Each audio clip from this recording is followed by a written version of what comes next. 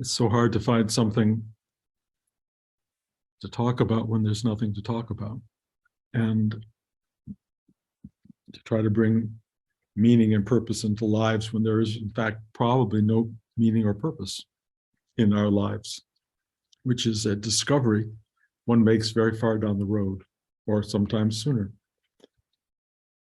The only word that seems to express a kind of constant that is worth knowing and exploring is love, cliched beyond belief, and yet profoundly real, profoundly true, that it's all we got.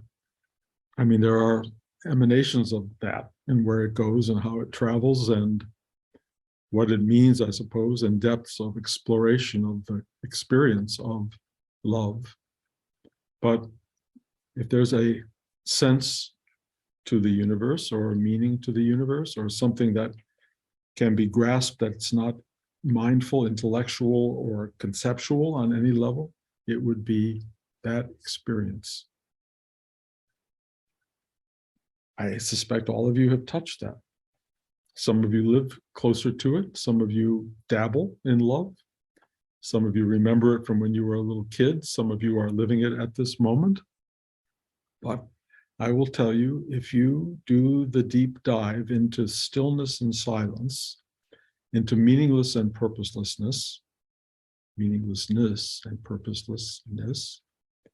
you will find there's something there, but you have to enter into nothing there first. And I have talked about this clearly. I've spoken about everything at this point. But I will promise you, to the depth of my ability to present a promise, is that at the depth of meaninglessness, purposelessness, and nothingness is love. I cannot tell you why. I can only tell you that unless I'm really wrong about it, my journey through 50 years of this practice, more than that actually, and having sat with some really amazing teachers, having sat with you, the thing I keep coming back to is when everything else goes away and in the absence of everything, I watch the birth of love. And it fills every corner of my body, of my mind, of my being. And all it wants is to be, in a way, experienced, except that the person experiencing it is dissolving. So what it wants more than anything is to be shared and to be expressed. And when it is not being shared and expressed, it's because something has kind of gotten in the way. And usually what gets in the way is the mind, which Rudy called the slayer of the soul, which is a really interesting idea, because what is the soul? And I'm not going to answer that because I can't. But I will tell you, I think if there is an answer, it feels like it presents itself as love. Core, absolute totality, love. And if anything is obstructing that, the practice of a spiritual life is to see, what is that? Look at it, not analytically so much, awareness, clarity, and see what part of you feels limited in your expression of love, in your reception of love, in your ability to experience love. What part of you feels worthy or unworthy? What part of you feels engaged in the expression of love or angry at the lack of it? That is your spiritual work. Your spiritual work, of course, is just going to the reactor, the thing that goes, why can't I have? Why didn't I get? Why can't I give it? Or whatever your particular problem is with the instrument of your mind-body construct. What do? And I will tell you, you can't saw it, hammer it, drill it to get it to do anything, because it just reinforces the very thing that you're trying to open, all you can do is let it go. Let it go. The muscle of spiritual work is letting it go. And those of you who have worked the muscle over time know its power, know what you can do with it, and know what a gift you are to other human beings. Those of you who are working it, and that probably includes all of us, know that there are avenues of absolute openness and expression that is so beautiful and so easy. And then there are avenues that are deeply obstructed and full of what I would call uncertainty, unclarity, fear, human biology, all of these things that get in the way of profound opening. And those things are the workspace of the human life.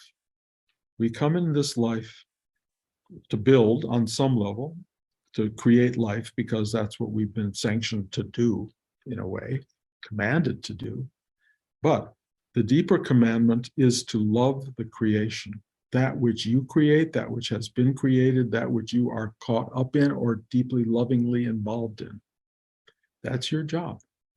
And if you are doing your job, things will be kind of, in a way, fine, good. You will be grateful to be here. You will feel you can do the work. You will see more work to be done. It doesn't go away. Every day you get up and there is something on the table. It's called what arises.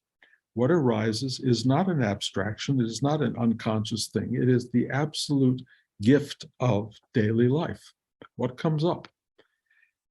If it's the same old, same old, same old, what do? If you're having the same reaction to the same thing every day, when you push that alarm clock button every morning, you go, damn it, another one. You got to work on that. You don't want to greet the day like that. You have to go, thank you, or you have to go, okay, or you have to just get really relaxed inside and go, thy will be done, another day. You may get up with an enormous amount of excitement for your morning coffee and the coffee maker doesn't work. That's something arising. What do you do with that?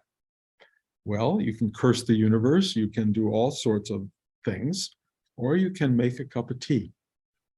Kind of a choice. How you engage the day-to-day arising is your sort of demonstration of who you are in the world. And if you are not doing well at that, the way you will know is constriction, anger, disappointment, hostility, fear, anxiety. You know the panoply of words that define all of that.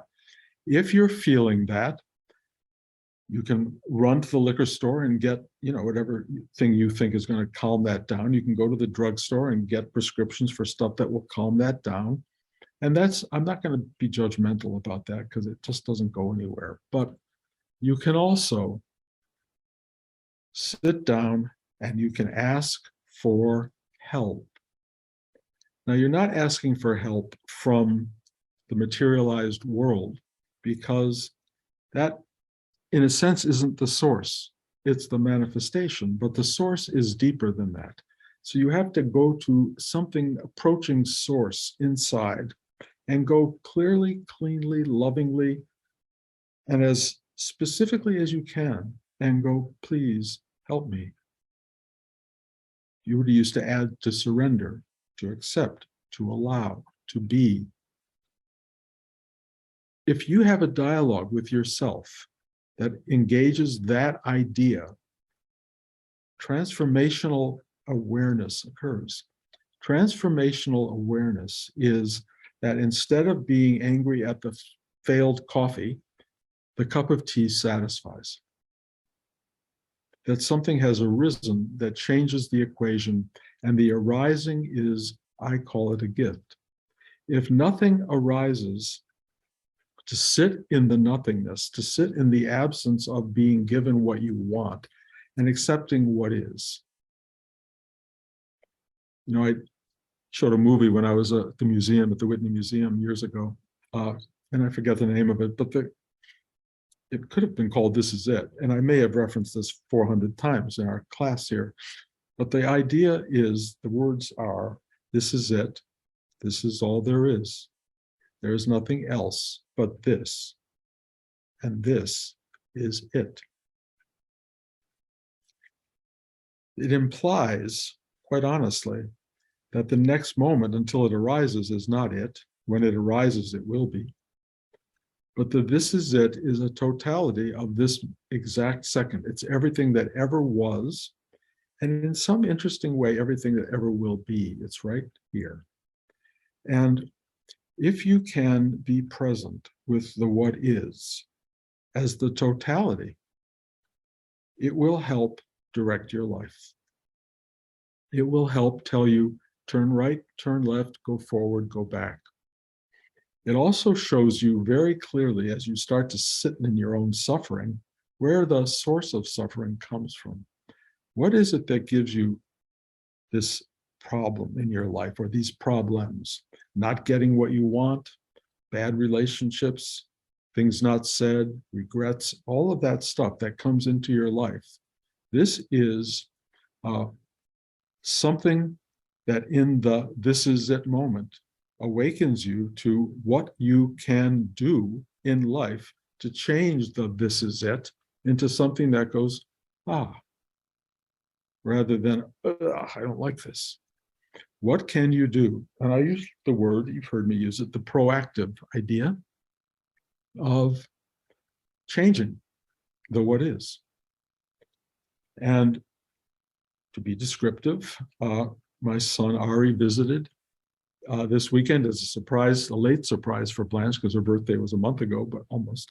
But he wanted to surprise her and show up, and he did, although his plane was 6 hours late, and all the difficulties of that surprise were quite diffused in many ways. But she was as thrilled when she realized that he had arrived at 9 o'clock at night. She had no idea who was at the door, and it was really beautiful. Ari and I have a history of me playing, with my mind, a secondary role. I'm more dismissed by him than his mother. God knows my mother and father had similar things with me. My mother was the magnet, my dad was more difficult. So I don't see this as a karmically wrong, but painful. And we fell into karmic roles almost immediately. And I finally just said, we got to change this. And I asked Ari to sit in this room. This is a sunroom, very lovely, very spacious, very fall oriented right now, because all the leaves are changing and it's really quite beautiful. And I sat down and I had the discussion that I should have had long ago, but because of my growing evolutionary aspect as a spiritual teacher, where I never knew quite what message to convey that would change things really, I have evolved to the point of having a very simple message that can change a lot. And I sat down with him, and I basically, after much opening about who I am and what I am and my own suffering and fears and things, and listening to his really, because that's an essential part of a dialogue, I asked for one change in our lives. And I said, I would love you to be kind. And now I've said this to you now for months, because that's become all I've got. It's the whole teaching. But it landed, it registered. I could see it register, I could see the meaning of it hitting, and I could see the immediate alteration in the relationship. It was life-changing, to the point that when Ari left this morning, and his Uber driver didn't show up, so Blanche has to drive him to the airport, so they're gone. But here I am, and I had this experience which does not come often, which is tears just running down my face. And it was a sign of a deeper opening. I love my son. I always have loved my son, but to have it be this expressive and this alive in the moment was so beautiful. And, my mom said at one point late in her life, she says, I'm only probably going to see you 10 more times in this lifetime. I went, wow, come on. We've got years ahead and all this stuff. I saw her twice more. before she died. And you don't know. We do not know. But the poignancy of not knowing, the poignancy of having this be the moment, this is it, this is all there is really important. And the one thing to ask for and to give in this moment is kindness. Be a good person, sincerely good, sincerely kind. That's the teaching. And trust me, those of you who've been meditating for years and going, why am I not there yet? Why hasn't it delivered, whatever that may mean to you? I can only tell you the real work is not just sitting still, which is really meaningful and valuable and does give you great access to a deeper awareness of the universe, but mostly the teaching that comes through is just be a good person. Just be that. Show up for that. And it really was incredibly wonderful to share that with Ari. And then last night, Blanche and Ari and I and Josh all went out to dinner together as a foursome. We can't really remember the times we have last done that. I have a photograph of us in France on Joshua's 30th, and I kind of took a picture of it because I wanted to get another picture last night because I love the circularity of life, and I wanted us just to see the picture all those years later. And didn't turn out to be a great picture, but the moment of being together, the four of us sitting there, really talking about our lives, really sharing the misunderstandings, the difficulties, not bringing it up to clarify or to punish or to rewrite wrongs, just to clarify who we are now and how all of that became us sitting at that table. And I tried to express, this is just a restaurant. This is just another moment. This is not the universe absolutely shining down and saying, you have arrived, but trust me, this was it. This is it. This is all there is. There's nothing else but this, and this is it. And we had that moment last night, this wonderful alignment of self, and it was recognized, it was spoken of, it was looked at with a great deal of love and appreciation. If we could look at our lives that way and share with each other how important it is to have the moments we have. Sometimes they're completing, sometimes they're not completing, but that doesn't matter. Even seeing the lack of completion can sometimes be very awakening, because let me tell you a terrible truth. It doesn't get completed. It just ends. Completion is a Hollywood idea. It just ends. Something inside you can feel, ah, that was good. But if you're looking for all the little Hollywood pieces to line up and be there, very unlikely, very unlikely. And if it is that, great, but who exactly is going to know that? Well, in a way you will, but I'm telling you, the better thing is learn the totality of what is by letting go of what was, what will be, and just settle in.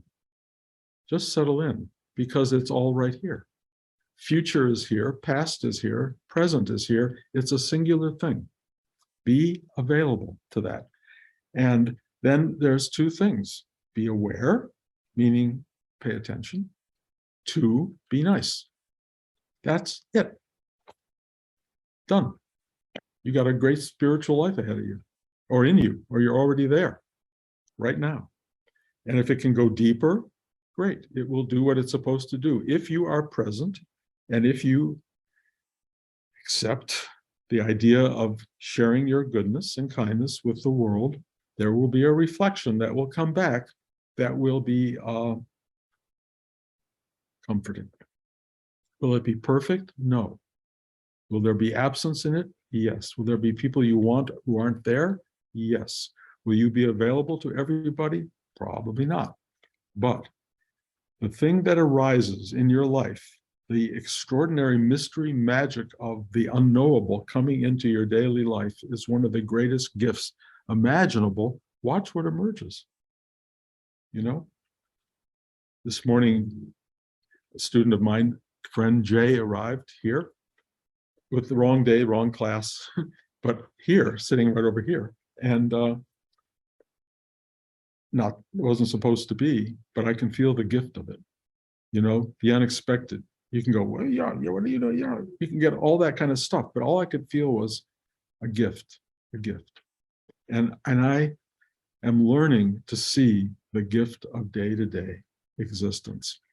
There are days it's really painful, and there are days it's really hard. And yes, I've talked about that, but I have this, what's called diabetic neuropathy, and went to the best diabetic neuropathic doctor in New York, and he basically said, "There's nothing he can do. Nothing. All the pills that he's got, his arsenal, which is relatively small, I have tried and they don't really work." I had told him a little bit about a marijuana experience some years ago that seemed to help. He said, "Oh yeah, go get marijuana. Go buy all that stuff." So I did, actually. I went last week to Massachusetts to buy medical marijuana and all these different things. And I did it for a few days, and it's just a different kind of pain or a different kind of substance. It's just different. And it's not that it's new to me, because I used to, 50 years ago, that was a common ground. But, we're looking for help. You can look everywhere you want, but in the end, the universe just points in one direction, and that's inside. And it's ask for help, and then it's to accept. And I have to say, and I have said to you, the neuropathic pain is not getting less. It's becoming problematic in many ways. But when your primary doctor in New York City says nothing really I can do, where does that put you? It puts you where you are. You got nothing but you. You got nothing but yourself. And we're all in that, every one of us. And we'll all have different degrees of it and different experiences of it, but that's where we are. And if you can begin to accept that in the extremities, that's extraordinary. I mean, I remember Ram Dass, when he got his stroke, saying, "I've been stroked." I was so impressed by that, because there's so many different ways to look at that experience, and he was partly paralyzed and all these things. I have not had that exactly, who knows what awaits, but all I can tell you is that's the right response.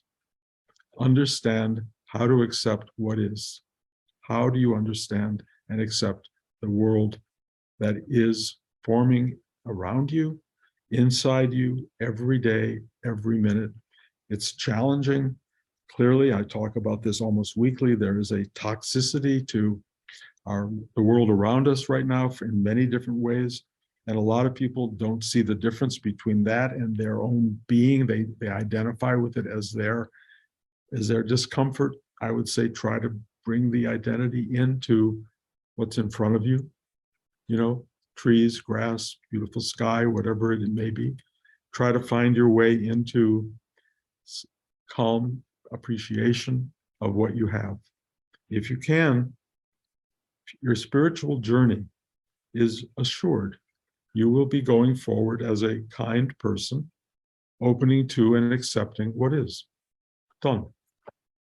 You did it. You're doing it. It's pretty much a constant activity. And I say this week by week, that as you get older, it's more demanding.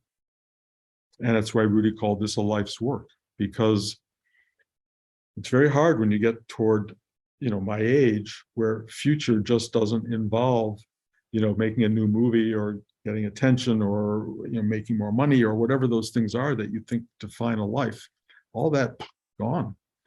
The next day is nothing but getting up in the morning. Then what? And then you look forward, and there's an ending written on a wear out date on the pill set that's your body. It's got a date on it. You can't see it, but you have to get magnifying glasses to go, no refills, no, where, it's gone. It's just a really fascinating ride into truth and reality. But again, I'll go back to the core word, love. And I may be wrong about that, but I'm not wrong about it in the living moment to moment reality of life.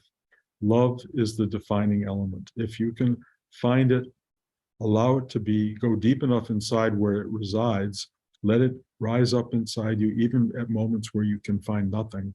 Your life will be the life you want, and then you will find the ability to be good to others, and that will convey to them the life that you found, that you are the embodiment of, and that you are able to express just in your being to everyone and anyone around you. That's the greatest gift possible. And you are the gift givers. So I wish you all the best in that journey. So I think that's probably enough said. I'm open to questions. I'm on two screens, so I may have to go back and forth. So let me just ask. I think I'm on two screens. Does anybody on this screen have a question? Wendy? Yeah, so in the beginning, you spoke about meaninglessness, purposelessness, which I have a sense of connection to. However, I guess for the mind, would you say that the purpose or meaning, if there was one, would be to be in contact with this level of love and expression of it? Sure. That purpose is a mind event. It evolves in the mind, and it's not unconnected to the day-to-day life. It's kind of central. And I can only tell you, it will work in more and more dynamic ways throughout your life. But as you move toward the end of life, it starts to get very fuzzy. What was that? Because the things you got are no longer serving you, really. They're just history. The stuff ahead doesn't look great, So you have this real question mark of what is the purpose and meaning of all this?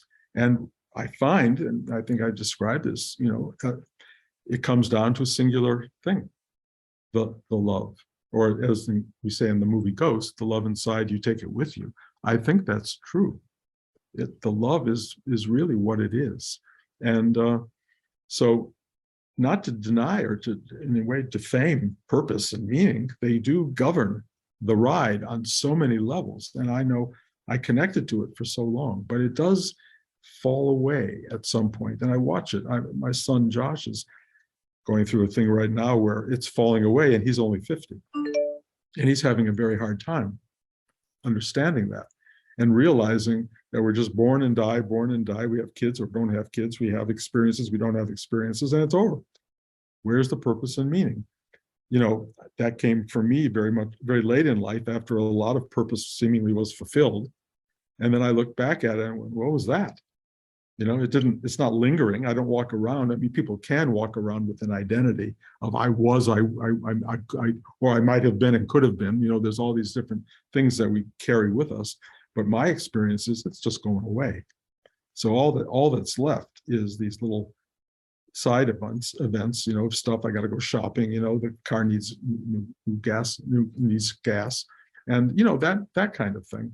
But I also have moments like with my son Ari, where something was not finished or is not working properly in our lives that had meaning. That's now, I think it's fulfilled. We'll see next time we get together, but it feels like I told him, I said, we're always going to have the autumnal talk, which is how we referred to it, even as it was happening. We will always have the autumnal talk, and it had to happen. So there was a sense of purpose, and now it's off the list. So the wonder is less and less purpose, more and more being, just showing up. Thank you, Bruce. That's beautiful. Great. Anybody else still around who needs help and guidance? Yeah, this is Zach. Yeah, Bruce, I have a kind of a similar question, actually. It has to do with, I guess, purpose and emotion, because I'm really wanting to, I have a lot of financial stuff and creative stuff that I'm actually working on that just is necessary for normal day-to-day thing. And so a big part of me is working with just totally letting go of expectations, not being emotionally involved. And then another part is that, the Think and Grow Rich, oh, if you don't really want it, it's not going to happen. So I'm feeling kind of emotionally confused as to how to, relate with, I guess, the day-to-day pursuits that are necessary on that relative level. It's a great question. And I think there are stages of what they call spiritual development. But in my young age, in my early years, I was nothing but driven and fearful of not getting and wanting to get. And Rudy put me on that path. I mean, he tried to help me on my creative path. I think I told you he wrote all these songs for a musical and said, write me a book for the musical. You know, the songs weren't that good and the book wasn't very good, but he put me into the equation. When you're at a certain point in life, you need to engage, you need to find purpose, you need to find drive, you need to find energy, and all of these hopes and ambitions really do work for you. But if you can look at them with a bit of a clear lens and see what they are, rather than being victimized by them, which is what happens to many people, and then the suffering obscures and gets in the way of the achievement, you know, just go, this is what I need. This is what I need to do. I'm willing to do the work. I'm willing to put myself out there, ask for help, for guidance in the world, for the world to bring you what you need, feel what comes. If it does, do the work as hard as you can and do as brilliant a job as you can. If it doesn't come after years of asking, then try to find a way to go, thank you, I tried. You know, you don't want to not have tried, because not trying leaves you in a position of a deep kind of suffering. I'm sorry, another question there? Yeah, well, because I feel very similarly. Like, I'm definitely giving the effort. I'm definitely noticing what do I need and doing that. I think the question is like the wanting, you know, there's all that talk of like the magnetizing and stuff. And so it's really in like I kind of get the action and I kind of get the clarity and the detachment, but it's really like, should I like emotionally want this? Cause then that almost seems to be like right on the razor's edge of that kind of clinging Right. thing. I think my answer is yes. Okay. You should, or it will be helpful if you do. Go for it completely and watch what happens. Somewhere down the road, you will look back at least and know everything was given to the reality of your life, to your betterment in your life, everything. And it either worked or it didn't. I have very dear friends for whom it didn't work. And one particularly, who's traveling right now, it's too long a story, but this person has grown more spiritually than almost anybody I know, just because she